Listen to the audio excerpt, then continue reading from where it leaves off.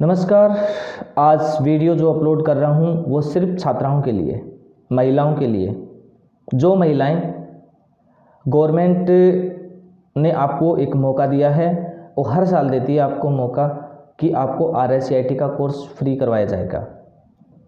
आज मैं उसी फॉर्म के लिए आपको सारी जानकारी देने के लिए वीडियो बना रहा हूँ। सिर्फ और छात्राएं और महिलाएं जो RSCIT का कोर्स, कंप्यूटर कोर्स करना चाहती हैं और गवर्नमेंट कोटा में अगर करना चाहती हैं तो आपको निःशुल्क यानी बिना किसी फीस के आपको RSCIT का कोर्स करवाया जाएगा।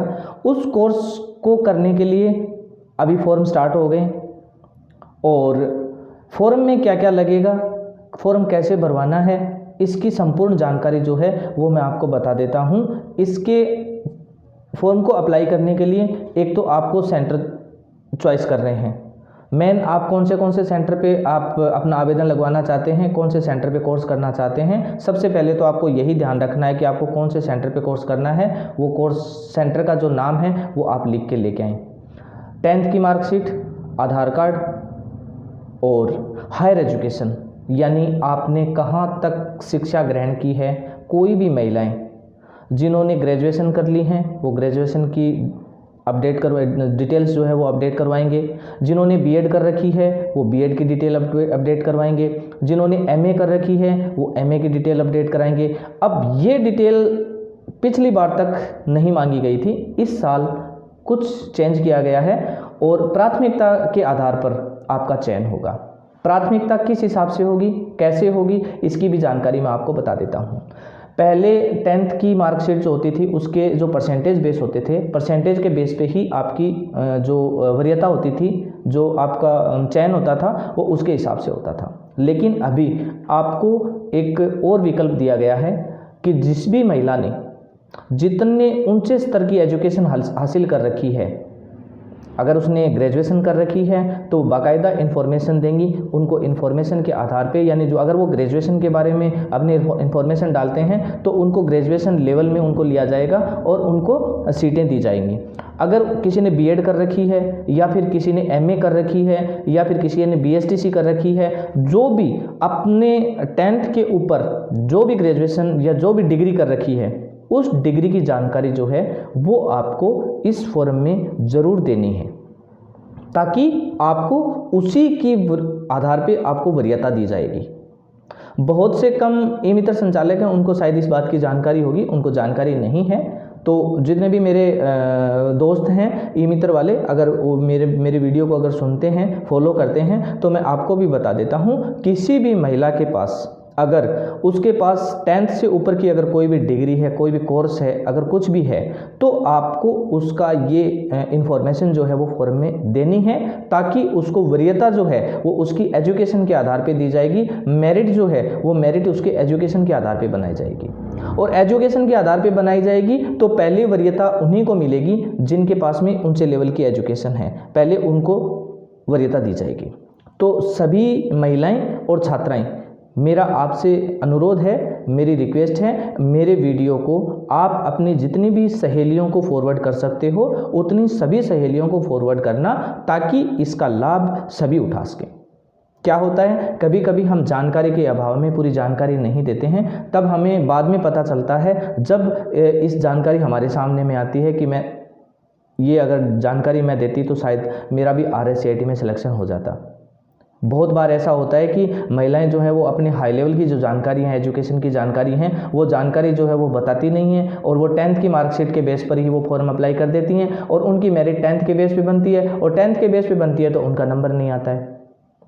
तो आप अपनी क्वालिफिकेशन जो है, क्वालिफिकेशन डिटेल्स को आप वरीयता दीजिए, महत्व दीजिए और गवर्नमेंट ने भी उसका महत्व माना है।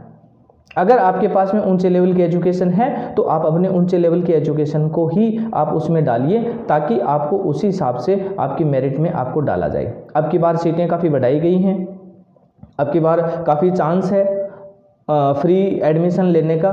तो अभी आपके पास में ये बहुत बड़ा सुनहरा मौका है, महिलाओं के लिए इतना अच्छा मौका है कि इस मौके को आप चूकना मत।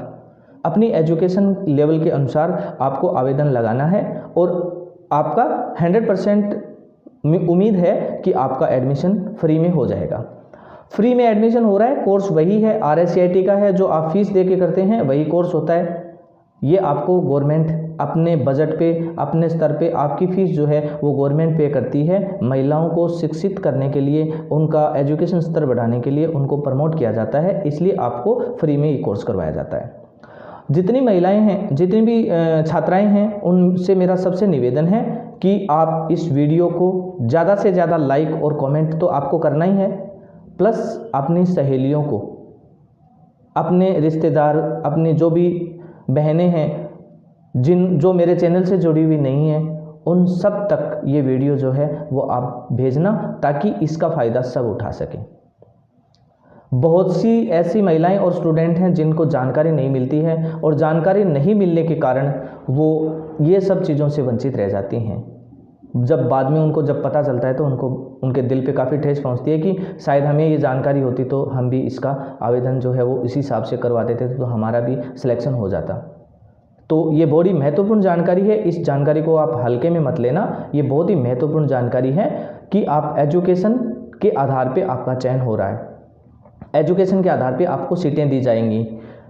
कोर्स करने से पहले आप अपना सेंटर जो है वो किस सेंटर पे आप जाना चाहते हैं, उस सेंटर का नाम अवश्य लिख के लेके आना, या अपनी जानकारी में लेके आना, बताना कि हमें यही सेंटर चाहिएगा जिसमें हम आसानी से आ जा सकते हैं, हमें कोई प्रकार की दिक्कत नहीं है। सारी जानकारियां हैं वो आपको पास में बैठ के सारी जानकारियां भरनी है। एक चीज़ मैं आपको बता देता हूं, बड़ी महत्वपूर्ण चीज़ है। वो महत्वपूर्ण चीज़ ये है कि इसका रजिस्ट्रेशन एक ही बार होता है। इसका रजिस्ट्रेशन एक ही बार होता है। अगर आपने एक बार आधार कार्ड और 10th की मार्कशीट को रजिस्टर्ड कर दिया और कोई गलती कर दी तो आपको सुधारने का कोई मौका नहीं मिलेगा। इसमें एडिट का कोई ऑप्शन नहीं होता है। एक बार जब सिस्टम में डाटा सेव हो जाते हैं उसके बाद में फिर कोई चांस नहीं होता है कि आपको फिर से इसको कोई एडिट करके आपका डाटा जो है वो दोबारा डाल देंगे। इसलिए आपको अनुभवी, समझदार और टैलेंटेड जो ऑपरेटर होते हैं ना, उन्हीं का आप सहारा लिया कीजिए, ताकि आप किसी भी गलती का शिकार होने से बच जाएंगे। हर साल देखने को मिलता है कि काफ़ी जो अनएक्सपर्ट बंदे होते हैं तो वो फॉर्म सही से नहीं भरते हैं, तो उसका जो नुकसान होता है वो नुकसान आपको उठाना पड़ता है। इसलिए आप हमेशा अपना कोई भी फॉर्म जो होता है, जो एजुकेशन का रिलेटेड या फिर कोई भी भर्ती का फॉर्म होता है या कोई भी फॉर्म होता है, वो हमेशा आप ऑपरेटर के पास बैठकर ही भरें। ऑपरेटर के पास अगर बैठ के भरेंगे तो गलती होने से बचेगी, गलती होने से बचेगी तो आपका कोई नुकसान नहीं होगा। मैं बार बार इस चीज़ का हिदायत देता हूं कि आप कभी भी किसी के पास डॉक्यूमेंट छोड़ के मत जाना। इसमें इसकी साइड स्लो चलती है। बहुत से ऐसे ऑपरेटर हैं जो आपके डॉक्यूमेंट रख लेंगे, बोल देंगे कि आप डॉक्यूमेंट छोड़ जाओ, हम भर देंगे। ऐसा आपको कुछ नहीं करना है। आपको तो डायरेक्ट यही कहना है कि अगर आपकी साइड चल रही है तो आप मेरा फॉर्म मेरे सामने में भरिए, मैं मेरी सारी जानकारी स्वयं चेक करूँगी और उसके बाद ही मैं मेरा अपने आवेदन जो है वो सबमिट कराऊँगी, ताकि अगर कोई गलती हो भी जाए तो वो कम से कम आपकी नॉलेज में रहे। किसी को डॉक्यूमेंट छोड़ने की आवश्यकता नहीं है। आप अपना स्वयं फॉर्म जो है वो पास में ऑपरेटर के पास बैठकर ही भरें, ताकि आपको किसी भी गलती का शिकार ना होना पड़े, क्योंकि एक चूक आपका भविष्य खराब कर सकती है। एक छोटी सी गलती आपका करियर खराब कर सकती है। आपको 1 साल का नुकसान हो सकता है। अगर छोटी सी गलती कर दी आपने फॉर्म आवेदन भरने में, या कोई भी प्रकार की अगर गलती कर दी तो आपका 1 साल खराब हो जाएगा। आप 1 साल के बाद फिर वेट करो, उसके बाद फिर फ्री में फॉर्म निकलेंगे, उसके बाद फिर आप आवेदन अप्लाई करेंगे, आपका समय नष्ट होगा, आपका समय चला जाएगा। हो सकता है बीच में कोई कंप्यूटर ऑपरेटर की भर्ती आए तो आप उसमें आवेदन नहीं लगा पाएंगे। इसलिए सभी जागरूक हों, समझें, और सारी जानकारियां जो है वो, कोई भी फॉर्म अगर आप भरते हो तो कम से कम आप ऑपरेटर के पास बैठकर ही फॉर्म भरा कीजिए, ताकि कोई प्रकार की गलती नहीं होगी। मैं बार बार इन चीज़ों का मोटिवेशन करता हूँ, बार बार ये सारी चीज़ें बताता हूँ। आपको पता भी होगा, काफ़ी बच्चे, काफ़ी स्टूडेंट जो मेरे से जुड़े हुए हैं, उनको तो स्पष्ट पता है कि मैं किसी का फॉर्म जो है वो लेके नहीं रखता, कभी नहीं लगता। मेरा नेचर भी नहीं है, मेरा सिद्धांत भी नहीं है, और मैं कभी ऐसा करता भी नहीं। क्यों कि हो सकता है कि देखिए मेरा दिमाग 10 जगह होता है, कितने काम होते हैं, काम की बर्डन होती है। हो सकता है मैं जब आपका फॉर्म भर रहा हूँ उस समय मेरा माइंड सेट ना हो, उस समय मैं कोई गलती कर जाऊँ तो आप मुझे कुछ बोल भी नहीं पाओगे, क्योंकि गलती आपने भी की है कि आपने आप डॉक्यूमेंट मेरे पास छोड़े हैं।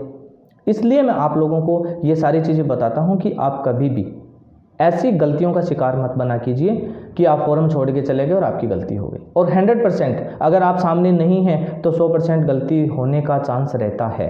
101% मेरे को पता है इस चीज़ का, ये सारी चीज़ें मैंने देखी हैं। और इसका नुकसान जो है वो स्टूडेंट को भुगतना पड़ता है। इसलिए मैं सभी स्टूडेंटों से रिक्वेस्ट करता हूं कि ऐसी गलतियों का शिकार कभी मत होना कि आपके फॉर्म में कोई त्रुटि हो, कोई गलती हो, उसका नुकसान फिर आपको ही हो। हमें कोई नुकसान नहीं होगा, हमें तो जो फीस मिलनी है वो मिल जाएगी, नुकसान आपका होगा। हम आपको समय देते हैं, सारी जो जानकारियाँ वो आप पास में बैठ के भरवाते हैं, हम आपको समय दे रहे हैं। अगर किसी के पास, किसी ऑपरेटर के पास समय नहीं है तो ऐसे ऑपरेटर के पास जाने की ज़रूरत नहीं है। आप उन्हीं ऑपरेटरों को चुनिए ना जो आपका फॉर्म जो है वो आप पास में बैठ के भरवाएं, तभी भरें। इसलिए ऐसी गलती आपको नहीं करनी है, ये मौका है आप लोगों के पास में, और ये फॉर्म जो है वो आपको पास बैठ के ही भरवाने हैं। जानकारियाँ मैंने सारी बता दी हैं आपको। 10th की मार्कशीट, आधार कार्ड, मोबाइल पास में होना चाहिए, उसमें OTP आएंगे, उसका वेरिफिकेशन होगा, और उसके बाद हायर एजुकेशन आपका जितना ऊंचा लेवल एजुकेशन का है, चाहे वो ग्रेजुएशन हो, चाहे पोस्ट ग्रेजुएशन हो, चाहे BEd हो, चाहे BSTC हो, चाहे अदरवाइज आपका कोई कोर्स किया हो एजुकेशन रिलेटेड, ऐसे अगर कोर्स किए हुए हैं तो आपको RSCIT में ऐसे कोर्स को ऐड करवाना है, ताकि आपको उसके बेस पे सारी आपको सीटें दी जाएंगी और उसका आपको फ़ायदा मिलेगा, उसका बेनिफिट मिलेगा, और वो बेनिफिट लेंगे तभी आपको एडमिशन संभव है, आपका एडमिशन नहीं होगा। अगर आप 10th की मार्कशीट और आधार कार्ड दे के आ गए तो 100% कोई चांस नहीं है आपका एडमिशन होगा, क्योंकि आजकल सब स्टूडेंट जो हैं वो ग्रेजुएट हैं। काफ़ी स्टूडेंट हैं जिन्होंने पोस्ट ग्रेजुएशन भी कर रखी है, ग्रेजुएट भी हैं, और किसी ने BEd कर रखी है, किसी ने BSTC कर रखी है।